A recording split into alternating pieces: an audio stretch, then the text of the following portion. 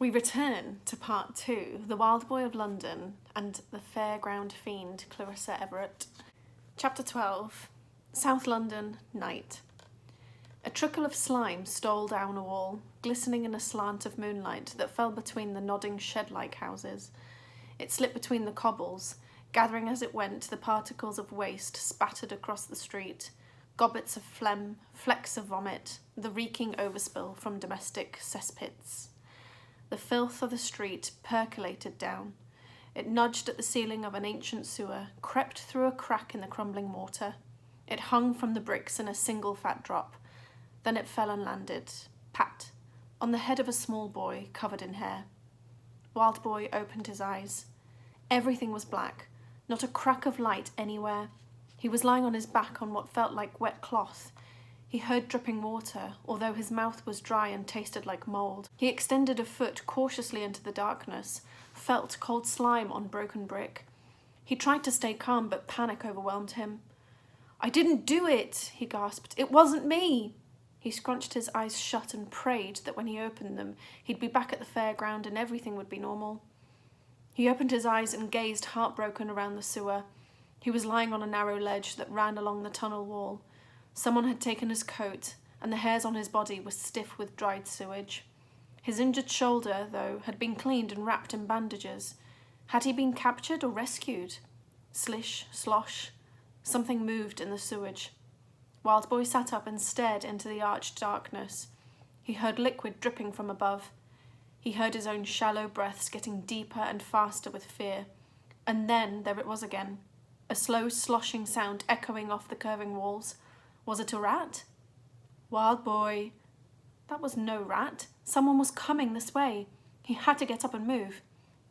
He slid from the ledge and dropped into a river of stinking slush. Foul water soaked his hair as he groped through the dark, crawling away from the voice. "Hear that?" the voice said. "Hear what?" another replied. "Swear I heard something up ahead. Give me the knife." The voices grew louder, closer. Wild Boy was too dazed to escape. He had to fight.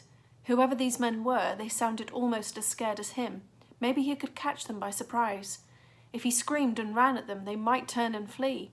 He braced himself, shaking with fear, as they came even closer.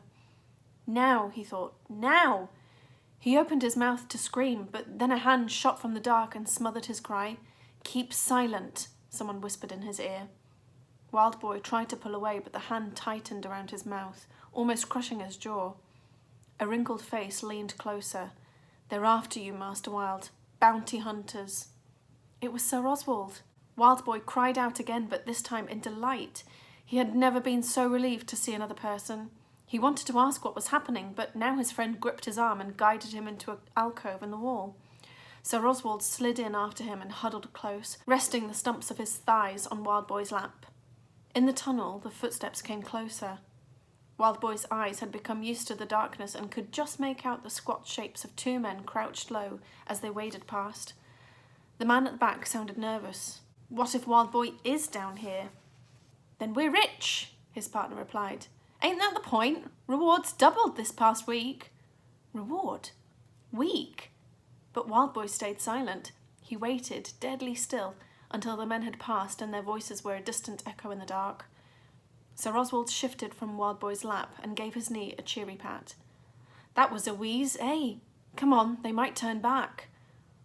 Wild Boy didn't follow. He pulled his knees to his chest and curled up tight, wishing the darkness would swallow him. "Sir Oswald," he said, "what are you doing here? What's happening? That man said they'd been after me for a week." "Been in a fever, old chap. That wound of yours got infected.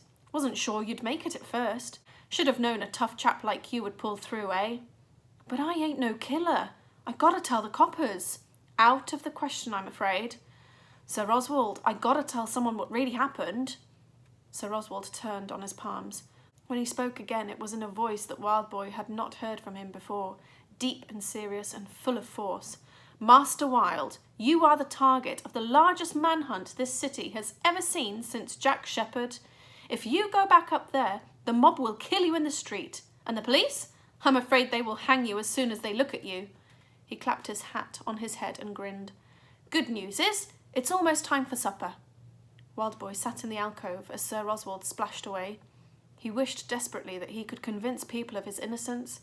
He wanted to climb back to the street and scream it until they believed him. But Sir Oswald was right. It was too dangerous. He needed a plan, a way out of this, although his mind spun with fear and confusion and he couldn't think straight. At least he wasn't alone. There was a reward on his head, and most people he knew would sell their own mothers for a few pence. But he could trust Sir Oswald, he was sure. With a heavy heart, he set off after him into the dark.